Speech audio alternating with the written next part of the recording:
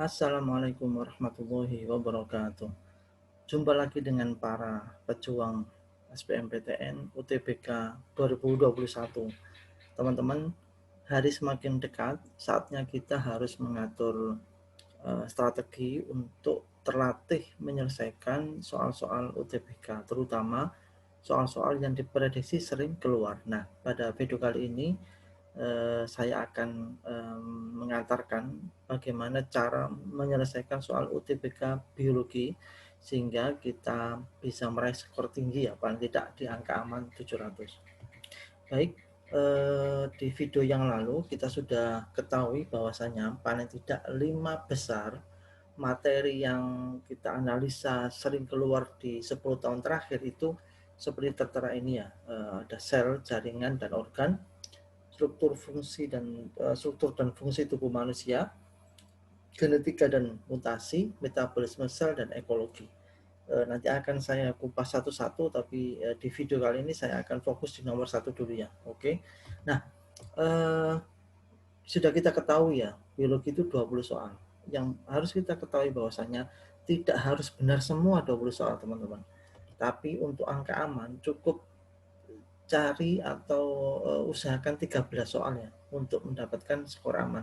Tapi kalau teman-teman mengincar jurusan kedokteran, maka biologi harus lebih banyak betulnya. Kalau bisa 18 soal betul, maka itu insya Allah akan bisa mencapai 800 ke atas. Tapi paling tidak 13 soal itu sudah bisa mencapai kisaran 600 sampai 700 poinnya.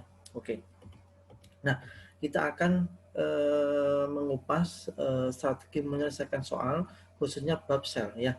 Saya tunjukkan ada dua macam soal konsep dasar yang sering keluar, walaupun tidak persis seperti ini soalnya, tapi paling tidak konsep yang ada itu mirip dengan soal ini. Ya, nomor 1, pembelahan sel dikendalikan oleh ada membran sel, inti sel, nukleolus ya, hati-hati, bukan nukleus, nukleolus, anak inti ya, ribosom, mitokondria. Ini kalau kita nggak hati-hati, kita bingung dan bahkan terjebak. Yang kedua, bagian sel yang aktif saat mitosis ya, ada sentriol, lisosom, mitokondria, membran sel, dan juga ada badan Golgi. Nah, saya akan mengilustrasikan. Kalau sudah pembelahan sel, maka butuh ilustrasi gambar ya. Ini konsep dasarnya untuk soal pembelahan sel. Nah, ini konsep dasar mitosis ya. Secara urutan peristiwa, teman-teman saya yakin sudah mafhum ya. Pak Mat gitu ya, interfase, profase, metafase, anafase, telofase. Yang ingin saya berikan ini, bagian-bagian yang terlibat ini penting harus dikuasai ya, sebagai konsep dasar untuk bab pembelahan. Yang pertama inti sel atau nukleus ya, inti sel, karena di sini ada kromosom, ada nanti dia menipis menjadi kromatin. Kemudian ada sentriol seperti matahari ini ya, dia nanti akan mengarahkan kromosom ke bidang pembelahan ya, ini sebagai pengarah kromosom. Dan ada benang spindle ini ya, benang spindle dia menarik kromosom, ini nanti akan memendek pada saat anafase, ini nanti akan memendek dan seolah-olah menarik kromosom ke bidang pembelahan. Nah, maka nomor 1 jelas sekali. Pembelahan sel itu dikendalikan oleh inti sel. Kenapa nggak membran sel? Nah, dia pasif ya. Kemudian nukleus anak inti dia tidak terlibat langsung karena dia di dalam inti. Ribosom mitokondria tidak kelihatan, teman-teman, saya ulangi, ribosom mitokondria dalam proses pembelahan sel itu tidak kelihatan. Yang kelihatan ya inti sel, sentriol, kemudian ada benang-benang spindle dan kromosom itu sendiri. Pengendalinya adalah inti sel. Ini konsep yang harus dipegang. Maka nomor 2 akan sangat mudah dengan bisa kita jawab karena kita sudah tahu konsepnya, bahwasannya yang terlibat ya hanya inti sel, sentriol, benang spindle, dan ada kromosom itu sendiri ya. Maka bagiannya aktif membelah. Di sini jelas kelihatan. Jawabannya adalah jelas A. Kenapa? Lisosom, mitokondria, badan Golgi tidak kelihatan. Dia tidak berperan signifikan karena tidak terlihat. Kemudian membran sel jelas dia hanya sebagai pasif saja karena sebagai pelindung dari isi sel.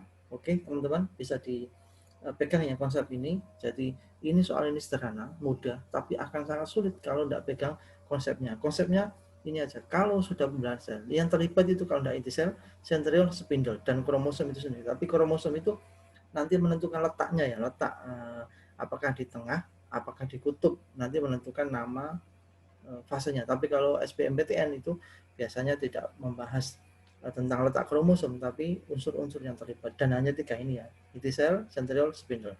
Oke, next. Berikutnya adalah ada model seperti ini ya. Benang spindle menarik kromatid ke kutub pembelahan terjadi pada fase. Nah, apakah interfase, apakah profase, apakah metafase, apakah anafase atau telofase. Kemudian proses berikut terjadi pada interfase kecuali. Nah, ini prosesnya. Sama saya tampilkan gambar tadi ya. Nah, maka proses spesifik tiap tahap ini penting. Kalau tadi yang terlibat ini proses spesifiknya. Di interfase itu ada replikasi DNA, metabolisme sel, dan satu paket nanti ada sintesis protein. Kalau profase itu ini ya, kromosomnya menebal dan sentriolnya memisah. Jadi yang semula satu dia membelah terpisah jadi 2. Dan metafase jelas kromosom berjajal di bidang ekuator, anafase juga jelas benang spindel memendek, kemudian kromatid ya, kromatid ini menuju ke arah kutub yang berlawanan, dan telofase kromosom ini kembali menipis menjadi kromatin dan sel membelah. Ini proses spesifik, nggak usah dihafalkan, tapi diamati aja, diangan-angan gambarnya ya. Maka dari sini nomor 3 pasti jelas kelihatan. Benang spindel menarik kromatid ke kutub, jelas ini ya. Maka adalah fase anafase. Kemudian yang nomor 4, proses berikut terjadi pada interfase, kecuali jelas sekali ini. Replikasi DNA pasti terjadi, pembentukan organel ragu-ragu yang, duplikasi kromosom menjadi kromatid pasti terjadi, metabolisme sel pasti terjadi, sintesis protein pasti terjadi. Ya, yang kecuali yang salah adalah yang B. Kenapa Pak kok pembentukan? Karena di sini mau membelah, otomatis organel itu justru tidak dibentuk, tapi diuraikan dulu. Nanti pembentukannya adalah pas fase akhir ya, telofase menjadi 2 sel. Dari situ pembentukan kembali organel sel. Baik, bisa ditangkap ya konsep dasarnya. Kalau sudah menanyakan tentang tahapan, maka kata kuncinya adalah lokasi-lokasi atau letak-letak kromosom. Oke, next. Ke tipe yang ketiga. Nah, ini sudah masuk ke tipe pembelahan meiosis yang kita harus hati-hati ya. Pada saat metafase, 2 kromatid masih bergabung pada bagian yang disebut, ada kiasma, ada sentromer, ada sentrosom, sentriol, sinapsis, mirip-mirip semua, tapi nanti akan saya tunjukkan kata kuncinya. Yang berikutnya, pada pembelahan meiosis ya, sel mengandung kromosom bivalen terjadi pada fase apakah inter, apakah pro 1, ana 1, pro 2 atau ana 2. Nah, nanti kita cek ya. Yang menuju kromosom homolog, ada istilah apa lagi ya? Kromosom homolog saling berpasangan dan membentuk tetrad. Proses ini terjadi pada fase apakah inter, pro 1, meta 1, telo 1 atau meta 2. Oke. Lagi-lagi kalau sudah bulan sel itu tak tunjukkan itu ya gambarnya ya. Ini sebagai ilustrasi yang tidak perlu dihafal tapi diangan-angan ya. Oh, kalau nah, kalau sudah meiosis itu yang saya sarankan yang paling sering ditanyakan dan muncul itu adalah di tahap meiosis 1. Kenapa Pak? Meiosis 2. Meiosis 2 itu mirip dengan mitosis, prosesnya sama dengan mitosis yang tadi kita pelajari. Nah, ini tentang mesti banyak sekali soal itu. Kalau sudah meiosis yang ditanyakan adalah meiosis 1. Makanya di sini adalah proses spesifik di tahap yang 1 ya. Nah, saya hanya karena tahap 2 itu sama dengan mitosis. Saya sebutkan tahap 1. Nah, ini ada kromosom tetrad. Tetrad itu artinya 4 ya. Di sini perfasenya 4 ya. Jelas ini 4, jelas. Kromosom homolog atau ada istilah kromosom homolog 2 berpasangan, ini homolog 2 berpasangan ya. Kiasma, persilangan dengan kromatid tak tunjukkan. Nah, ini kiasma. Jadi biasanya karena dia kromosom homolog berpasangan, maka dimungkinkan lengannya ini saling tumpang tindih. Itu ya disebut dengan kiasma atau persilangan lengan kromatid. Prosesnya nanti disebut crossover atau crossing over. Ada istilah apa lagi? Sinapsis, titik temu 2 kromosom homolog. Nah, ini titik temu 2 kromosom homolog itu sinapsis. Oke, kita cek soalnya. Pada saat meta, ini ya meta, 2 kromatid masih bergabung pada bagian disebut, jelas ini tunjukkan ya, sinapsis jawabannya. Oke. Next, nomor 6. Pada pembelahan meiosis, sel mengandung kromosom bivalen. B itu 2. Bivalen terjadi pada fase kira-kira di mana? Ya, jawabannya jelas profase 1 ya. Masih apa itu ini tetrat yang bivalen berpasangan dua-dua ya. Oke, profase 1.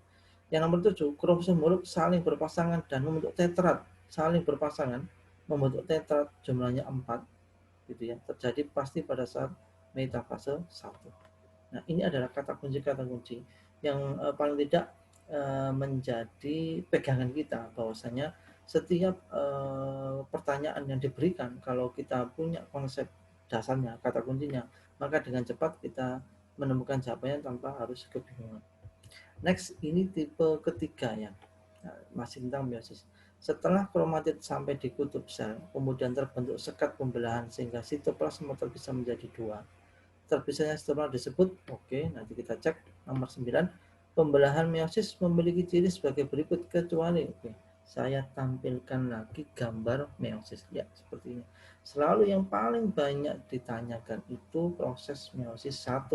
Ini tadi saya menunjukkan kembali ya, ada proses kromosom tetrat 4, kromosom homolog 2 berpasangan, kiasma, persilangan dengan kromatid, sinapsis, titik temu 2 kromosom homolog. Nah, setelah kromatid sampai di kutub sel ini ya, kemudian terbentuk sekat pembelahan sehingga sitoplasma terpisah menjadi 2. Ingat, isi sel sitoplasma nanti ini akan terbentuk sekat di tengah, terpisah seolah 2. Ini sudah terpisah ya, tapi tahapannya itu terpisah menjadi 2. Maka terpisahnya sitoplasma disebut sitokinesis. Kenapa? Di sini ada kata kunci situ ya. Kinesis itu pemisahan, sitoplasma ya, terpisahnya sitoplasma disebut sitokinesis. Jangan keliru telofase. Telofase itu sudah memisah selnya ya. Tapi kalau hanya sitoplasmanya saja namanya sitokinesis. Sedangkan yang nomor 9, ciri meiosis itu pasti yang A ini benar, terjadi pengurangan jumlah kromosom dari 2N menjadi N ini ya. Membentuk 4 sel anak ini ya, di akhirnya 4 sel anak, betul. Kemudian sel anak berkromosom haploid N, betul ya. Terjadi 2 kali pembelahan tanpa disinterfase, jadi ada 2 kali, tahap 1, tahap 2, bertujuan berbagi jaringan yang luka ini salah. Ini kalau meiosis pasti untuk membentuk sel kelamin, baik itu sel sperma maupun sel ovum, itu pasti ya, kata kuncinya tidak bisa diganggu gugat. Kalau untuk perbaikan jaringannya luka itu proses mitosis ya. Ingat-ingat, meiosis ya itu untuk membentuk sel kelamin, baik sel kelamin jantan atau sperma atau sel kelamin betina atau ovum. Oke, itu tahap 1, part 1 untuk materi biologi tentang sel. Saya akan lanjutkan di video berikutnya tentang bab berikutnya untuk mengetahui konsep dasar dan cara menjawab dengan cepat sehingga kita dapat skor yang tinggi. Untuk itu ikuti video berikutnya dan jangan lupa klik subscribe dan nyalakan tanda loncengnya. Sampai ketemu di video berikutnya. Tetap semangat, masih ada waktu, kita harus fokus dan insya Allah kalian menjadi bagian yang lolos di SBMPTN 2012 itu. Amin. Sampai ketemu. Assalamualaikum warahmatullahi wabarakatuh.